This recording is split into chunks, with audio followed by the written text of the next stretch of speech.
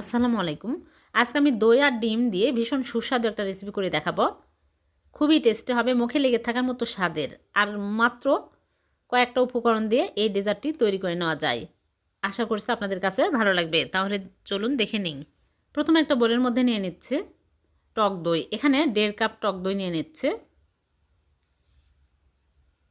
তারপরে আমি এর মধ্যে দিয়ে দিচ্ছি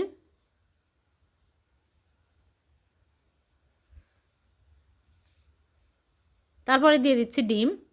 এখানে 2টা ডিম ভেঙে নিচ্ছে। আপনারা চাইলে আরও বেশি ডিম দিতে পারেন। তারপরে স্বাদমতো লবণ দিয়ে দিচ্ছে,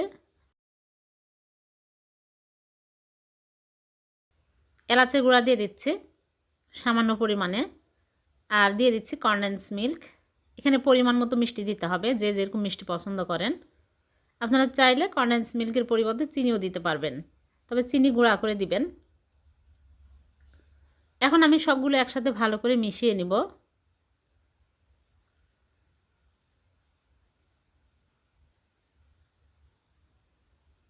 ভালো করে মিশিয়ে নিতে হবে। তারপরে দিয়ে দিচ্ছি ভ্যানিলা এসেন্স, সুন্দর ফ্লেভারের জন্য, তাহলে ডিমের গন্ধ লাগবে না।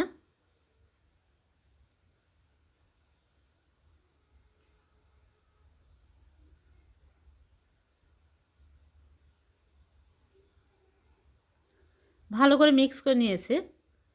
এখন আমি এক সাইডে রেখে দিচ্ছি। এদিকে একটা বাটি নিয়েছি, কাঁচের বাটি, আমি ঘি ব্রাশ করে নিয়েছি। তারপর এর মধ্যে সবগুলো ঢেলে নিচ্ছি। যে কোনো পাত্রেই সেট করা যাবে। এখন আমি চুলায় আগে থেকে প্যানে পরিমাণ মতো পানি দিয়ে পানি ফুটিয়ে নিয়েছি, আর একটা স্ট্যান্ড বসিয়ে দিয়েছি। এর মধ্যে খুবই সাবধানে বসিয়ে দিচ্ছি, দিয়ে আমি ঢেকে, ছোট ঢাকনা দিয়ে ঢেকে আমি জাল করব 20 মিনিট। এক এক চুলার আঁচ এক এক রকম, কম বেশি লাগতে পারে।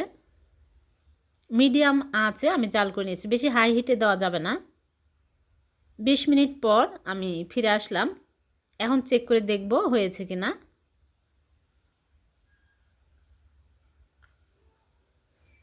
হয়ে গেছে।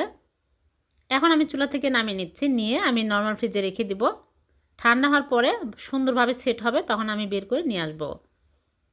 খুবই মজার। এভাবে ডিম আর টক দই দিয়ে পুডিং বানিয়ে দেখবেন, মুখে লেগে থাকবে এর স্বাদ। নর্মাল ফ্রিজ থেকে আমি বের করে নিয়ে আসলাম, সেট হয়ে গেছে। এখন সাইড দিয়ে একটু আলগা করে নিব, তাহলে খুব সহজে মোল্ড আউট হয়ে যাবে। যেহেতু ঘি ব্রাশ করা আছে, খুব সহজে কিন্তু উঠে আসছে। আর উপর দিয়ে আমি বাদাম কুচি দিয়ে সাজিয়ে নিয়েছি।